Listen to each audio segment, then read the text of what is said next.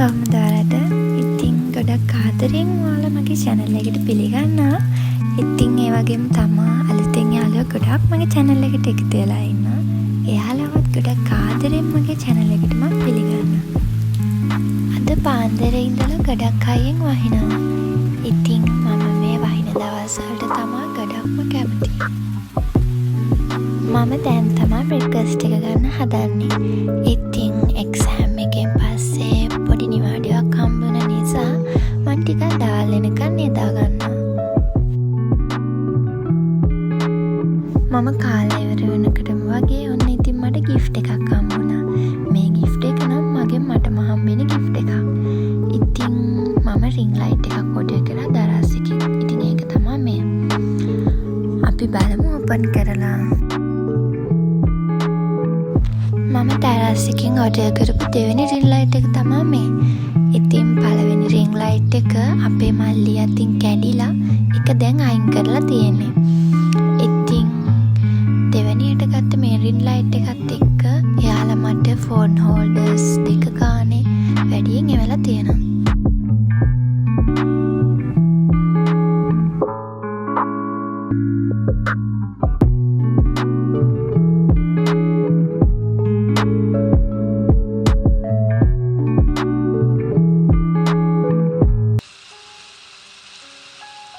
මම ගොඩාක් දවස්වලට කරන දෙයක් තමයි උදේ නැගිට්ටාම හරි රැට නිදා ගන්න යන්න කලින් හරි මාව ටිකක් රිලැක්ස් වෙන්නත් එක්ක මියුසික් එකක් අහන එක. ඉතින් ඒකෙන් ගොඩාක් මනසට සහනයක් දැනෙනවා වගේම මම හිතනවා මගේ අනිත් වැඩ කටයුතු සාර්ථකව කරගන්න මට ඒක ලොකු උදව්වක් කියලා.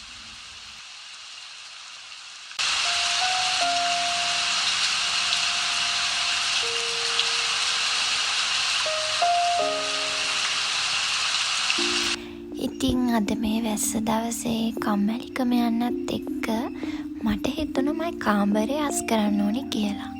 ඉතින් එක්සෑම් එකෙන් පස්සේ කාමරේ අස් කරන පළවෙනි දවස තමයි අද.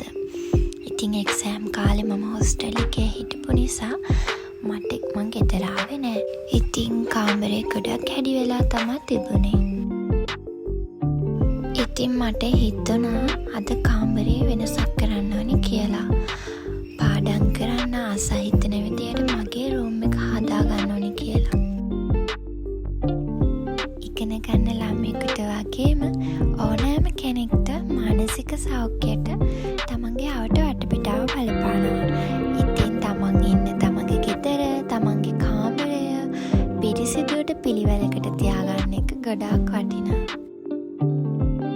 ගොඩාක් ඉස්කෝලේ යන ඉගෙන ගන්න නංගිලා මල්ලිලාට තියෙන ප්‍රශ්නයක් තමා පාඩම් කරන ඒවා මතක හිටින්නේ නැති ප්‍රශ්න, පාඩම් කරන්න ආසාවක් නැතිකම, කම්මැලිකම වගේ ප්‍රශ්න. ඉතින් මේ ප්‍රශ්න වලට ප්‍රධාන හේතුව තමා තමන්ගේ වටපිටාවේ පිළිවෙලක් නැතිකම හා අපිරිසිදුකම. ඉතින් රූම් එක අස් කර ඉද්දී කරන්ට් එකත් ගියා. ඉතින් මට හිතුණා මේ සීතල වැස්ස දවසේ උණු සුප් එකක් බොන්න ඕනේ කියලා. ඉතින් මම ගියා සුප් එකක් හදන් එන්න. ඉතින් මම සුප් එක හදාගෙන ආවා. වෙනදා වගේ නම් නෙමෙයි අද මම සුප් එක අලුත් විදියකට තමයි හදලා බිව්වේ. ඉතින් මේ ඉන්නේ මගේ කිටි. මෙයාගේ වැඩේම මේ සීතල වැස්ස දවස්වල දවසම නිදා ගන්න එක තමයි. ඉතින් ඔයාලත් මේ මගේ කිටි වගේ වෙන්නේ නැතුව කම්මැලිකම පැත්තකින් තියලා ඔයාගේ වැඩ කරන්න පටන් ගන්න.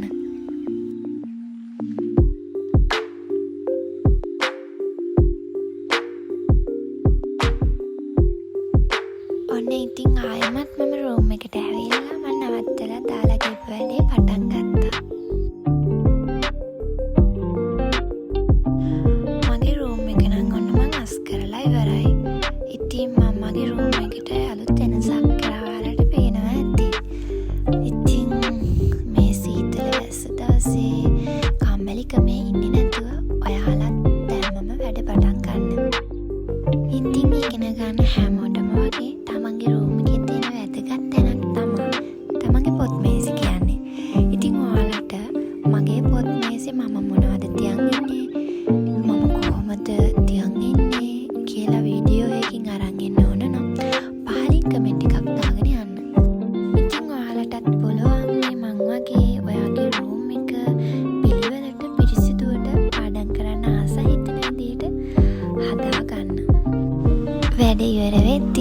ගොඩක් අවස් වුණ නිසා මට හිතුණා වැස්සේ සීතලේ ඉද්දි හොට් චොක්ලට් එකක් බොන්න ඕනේ කියලා.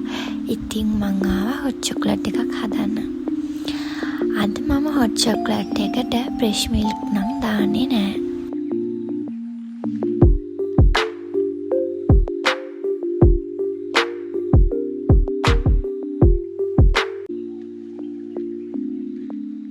ඉතින් ඔක්කොම වැඩ ඉවරුණාට පස්සේ රිලැක්ස් එකේ හොට් චොකලට් එක බිබි මේ හදන්නේ මම ආසම කාටුන් එකක් බලන්න.